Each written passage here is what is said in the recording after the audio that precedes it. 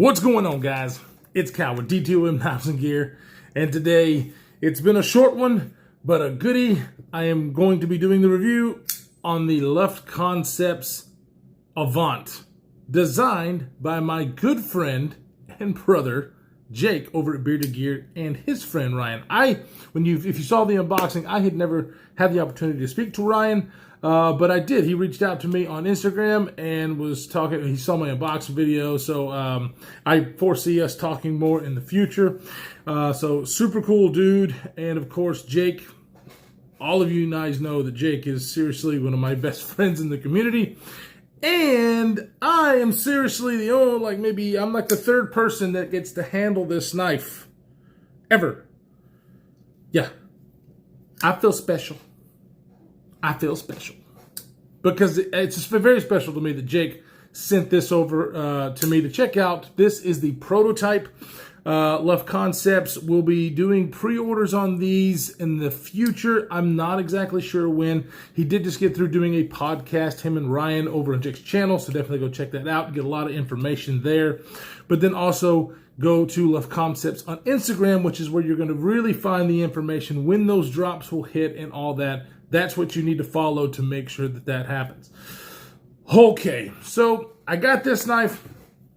And obviously blown away for a few reasons. You guys know that since Jake is such a good friend that I am a little biased. He wants my honest opinion, and I'm going to give him my honest opinion because he's not a bitch. I mean, a lot of people want your honest opinion, they say, and then whenever you maybe criticize a little bit, they don't like it. Jake's not like that. He really wants honest feedback. I am biased because it's Jake's knife. That is 100%. But I knew I was going to like this design from the beginning because I was able to see the design before, a lot of other people were able to, because me and Jake left EDC, Chris Grady's Gear, the old man, Renegade EDC, Chris over there. A lot of us that are in those Instagram groups got to see. And, he first got a design, a 3D model, then a 3D printed version. And all of that worked out well. So they decided to get prototypes. This is one of them. I think there's like 5 total. There's going to be one that's going to be a coated blade in hardware. This one is wearing black micarta. And it's really nice. The nice micarta that actually feels really well. It's not too slick. And it soaks up the oils in your hand. Really love this micarta. You can see there's where the color is around the knife, and underneath the pocket clip where your hands don't touch is a little bit lighter. That's the kind of the color it comes in. But there will be a green micarta version of this, and I plan on probably getting the green micarta and the black. I don't know. I'm a huge fan of green micarta, so I'll probably end up going with that. That's the handle scales. You have nested titanium liner. It is a liner lock. Very well done, by the way. And if I haven't mentioned it already, I will mention it probably a few more times. This knife is produced by Riot, one of my favorite manufacturers in the business. They do such a great job. There's hardly anybody I've ever met in this community that says they've got a Riot knife and they were disappointed in it. In all the factors when it comes to fit and finish, the grinds, the action. I mean, everything they do is spot on. So naturally, whenever Jake was trying to get his knife produced, this is their first go around. They're going to be using Riot, and I could not be happier about that. The blade, M390. M390 with a sick grind on this dude. That is a hollow grind. Come on. Oh, of course you can't hardly tell because I don't know what I'm doing. It's a hollow grind, 15 thousandths behind the edge, guys. And it's only 138 thousandths thick on the blade stock. That translates into a beast of a cutter. This thing cut everything that I put in front of it. We will be doing some cut tests here in a minute with the regular stuff. But it's a slicey freaking knife. This knife was designed by Jake and Ryan to be an EDC style knife. A well-built, fun action EDC knife. Now, when you look at the design of this, there is undoubtedly influences from Jake's favorite knives. This looks like a PM2, a Koenig Arius, kind of a mix, right? At least that's what it reminds me of. Even a little bit of the Strider design, you know, because Strider, and I wish I had my Koenig Arius, but it is loaned out to my buddy Chris over at Grady's Gear, so I don't have that to put in front of it, but we have some other size comparisons and stuff that we will do here in a minute whenever we flip the camera around. But the design of this knife reminds me of that. And obviously I'm not going to say that this knife is better than a Koenig Arius, because the Koenig Arius is on another level, but better than a PM2 all day, every day. Now, the price, there's going to be a price difference, and I'm not sure what the price is going to be on these guys once they finally reach market, but this is a basically all-around perfect knife for EDC for most people. Why do I say that? Well, okay, so it has two deployment methods. It has a hole, and a very nice long hole, an elongated hole that gives you a lot of options for putting your finger on and different fingers to be able to deploy this knife reliably every single time. The detent on it is great. Now, it's not a detent like the Leon Mall Field Duty, because this knife is still my industry standard for a detent. However, the detent on this is super freaking good. I find myself, oh God, you hear that? That's another thing. Sounds money. That ting is freaking superb. I do know that whenever Jake unboxed these, that one of them had a good ting. The other one was kind of a little bit subdued. Now, when you're talking about sounds and a full micarta scaled knife, you know, it doesn't usually click with titanium carbon fiber, that really nice click. But the sounds that this guy makes, if I had to rate it between 1 and 10, I would give it a good 8 because of that. It just tickles my fancy every single time I open this knife, and it happens on that flick. It happens on the flipper tab. It's amazing and so much fun to play with. Now, talking about the detent reliably flicks with the hole. Like I said, that's how I usually deploy this thing. It also has a flipper tab. This flipper tab, as you can see, the Luft Concepts logo, which is on both sides, by the way, and I believe that is going to stick around for the production run, is a minimal style flipper that is designed to pull straight down. And the detent is almost perfect for that.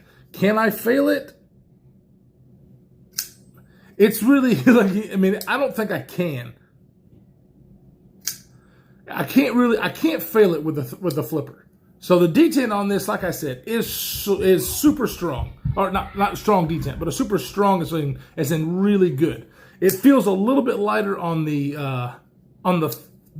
middle finger flick, but not too light. Like, it's just like, it's kind of hard to explain, because my all-time favorite detent is this, and so all I can say is, no, it's not as good as the Leon Mall Field Duty, but it is absolutely 100% good to go. It even is good enough and strong enough, because usually when a knife has a weaker detent, I like a stronger detent for my purposes. Not everybody's like me, but it has a good enough detent to where I can use the thumb deployment to actually get the knife out there reliably as well. Sometimes, such as on a PM2, it just doesn't happen that way. It just doesn't happen because the detent is shit on a PM2 most of the time. Don't get on Spyderco. I love Spyderco. I got a lot of Spydercos, so don't get me down the road. But the detent is pretty much shit on a Spyderco PM2 for the ones that I have. This one is worlds better, and I expect it. I expect it because it is manufactured by RIA. Now, this has titanium nested liners. Like I said, the access to the lock bar is absolutely money. There is no problems getting my finger in there and getting this guy to drop on my nail, and then that's it. Just a few little shakes. It is a relatively light blade at only like 3.3 inches and 138 thousandths, running on bearings, so it falls and then boom. Very satisfying to manipulate and deploy. I even do my upside down flick, which is so much fun. So yeah, on the closing action, it's absolutely money as well, and it just makes it more fun to fidget with. Now, the ergonomics of this knife and the blade of this knife, because they're kind of twofold for me. As you can see, it does have this area right here for a finger choil. This design gives you maximum blade length and still gives you the convenience and comfortability, is that a word? To actually be able to choke up on this knife. So when I carried this knife, I lived here. I live here, and I freaking love it. This knife is an ergonomic wonderland in my hand.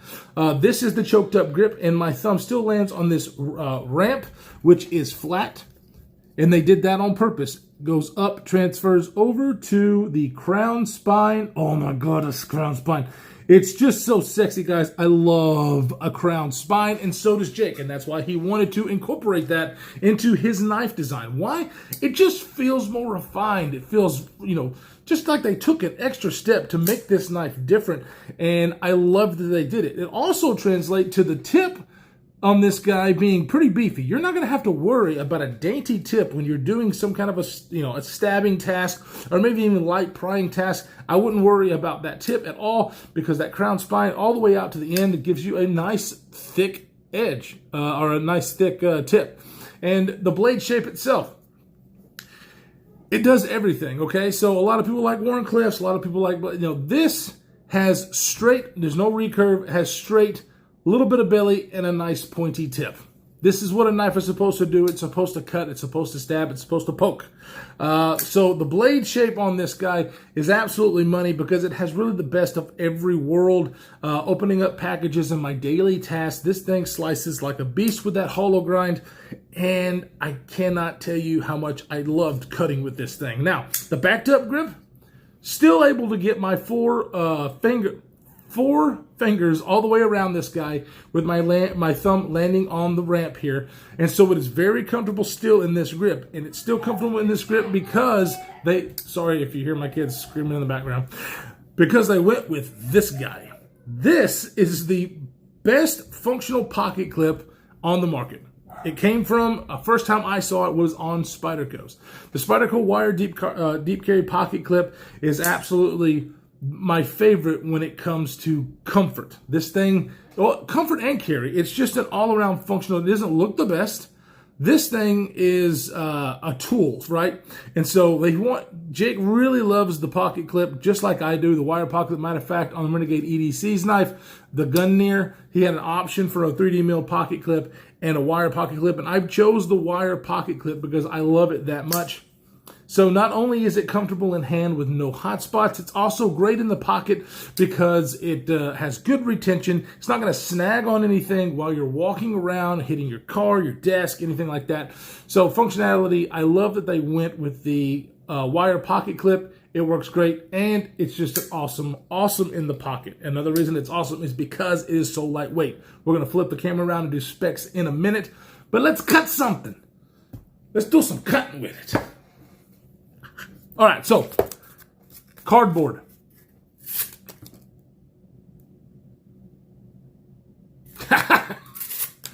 Cuts through cardboard, and I cut a ton of cardboard. Now, I didn't want to go crazy, but Jake wants me to actually, he wanted me to actually do, some cutting with this knife, give him my honest opinion. Sorry, it is hot in Alabama in July. Holy shit. So cardboard, when I was at work, it's a cardboard eating machine. And with that being said, what about other stuff? Let's say about paracord. Let's do this. With this hollow grind and 15 thousandths behind the edge, nothing. Oh God, did you hear the ting? It even tinged whenever it cut the... God, I love the ting. Oh. So, paracord, like a dream. Da, da, da, da. What about this stuff? Now, guys, you'll know the twisted sisal rope is actually pretty tough to cut through. Some knives surprise the shit out of me. Some knives surprise it, well, for twofold. Some knives surprise the shit out of me how well it does cutting through it, and then the other ones I would think it goes right through it, and it doesn't. It's probably me, but we're going to go ahead and do the twisted sisal rope. It's a good test for me just because I know how I'm cutting. It might not be for you guys, but because there's just a lot that goes into this. So, let's do it. Ready? Oh, the ting! So yeah, I got through it. I felt myself slip just a little bit. So it was like pressure and then sliced all the way through. So if I would have probably, instead of going like a push cut and went with a slice cut, it probably would, look at that. Come on, camera. Clean. So clean. So I loved cutting with it. It is a tool. It cuts, and it cuts very, very well. So let's go ahead right now. Let's go get a closer look at this thing behind the camera and do some size comparisons to knives that you guys already know. Nobody's ever held one of these things before. So I want you to get a good representation of what the size is, because I think everybody is going to love this size, because it is not small. It is not huge. It's about perfect for most everybody's EDC carry. Let's do it. Alrighty. So let's see if we can get some close-ups of this bad boy. So there's a good close-up of your micarta scale. Now, something I did not mention that we need to mention right here, that this pocket clip is reversible. So you have the wire pocket clip for right and left hand tip-up carry, which is amazing. All the lefties out there kind of get a bad, a bad rap when it comes to knives not being lefty-friendly. With this having the reversible pocket clip and being a liner lock, I think a lot of lefties are going to gravitate to this thing because it's very lefty-friendly, and it works very well left-handed. I can even manipulate it. Me left-handed, and I am not a left-handed guy. So yeah, works absolutely amazing. The next person to get this knife is going to be my brother Lefty EDC. So definitely stay tuned for that, because he will have this in his hands momentarily. I will get this thing out, and you can see his thoughts on it as a lefty. Here is your flipper tab. No jimping on the flipper tab, but it is nicely rounded. I'm hoping my camera's focusing here. Nicely rounded on the top. Now, it does kind of swoop up, okay? So when you're landing on it, your finger is landing right there on this little point, and then your fat kind of goes in between there. That's how the flipper tab operates. So I'm really actually glad that there is no jimping on it, because it doesn't need it. It really bites into your finger to be able to fling this guy out there. And so I think they did a really good job with this flipper design for that reason. Let's get a good look at these grind lines. Of course, got some cardboard on it. Beep, beep, beep. Look at the grind lines from Riot. Holy shit. Got some really nice chamfering going on around the hole to make it super comfortable, not shaving off your fingernails. Satin blade, the coated blade will be very interesting as well. Hopefully I'll be able to, we'll all be able to see that when Jake gets it. Hopefully it will be here soon. I think he said a couple of weeks. They were a little bit behind. One awesome thing about this knife, not just, the materials and all the purpose-driven design features. One of those is this is all T8 hardware. So, guys, you hear reviewers say that all the time. It's like, you know what? It's got T6s. It's not a deal breaker, but I wish people would not use T6s. Well, Jake's a knife guy, and he says that quite a bit. So guess what? He made sure that this thing, no T6s, T8s all around. You only need one tool to take this guy apart. Captive pivot, so you don't have two on each side like your Spydercos. So design as far as maintenance is stellar. It's going to be easy to take apart. Matter of fact, Jake already has a disassembly video that you need to go check out as well on his channel for this knife. He took it all apart, cleaned it up. He wanted to see the intricacies of the knife. The liners fit like a glove, like we all expect Riot to do. It's just amazing. So let's go ahead and put it up against some other knives. So here we go. Here it is in the circle, as you can see. Not a, let's do the specs first, guys. Beep, beep, beep. So not a small knife, not a large knife. It is right there in that sweet spot. The overall length of this guy is about 7.812, which is about 13/16. That is an amazing size for most people. Me personally, I like to have some grip, even in the backed up grip coming out of here, but I am, my hands are super duper wide this way, but the fact that it does that makes no difference, because I can put my thumb or my finger in that choil, and then son of a gun, it's like molded to my hand. So, very comfortable. I can't put into words how comfortable this knife feels in the hand. You got a blade length of 3.3. You have a blade thickness of 138 thousandths. The handle length is about 4.552, so a little over 4.5 inches. You have a height, basically the height of the scale thickness is a little under a ½ inch at 0.486. And then right here, it was kind of hard to measure, but about right under an inch and a half. Okay, so right at like 1.465 as far as this width. We're going to put it up against a Spyderco because it is pretty damn similar, but it has some of the things that people don't like about Spydercos fixed in this. So let's go ahead and put it up there. Here is the Spyderco PM2. So as you can see, the PM2 is a hair longer. It's a hair longer. The grip width is just a little bit longer. But as far as the carry,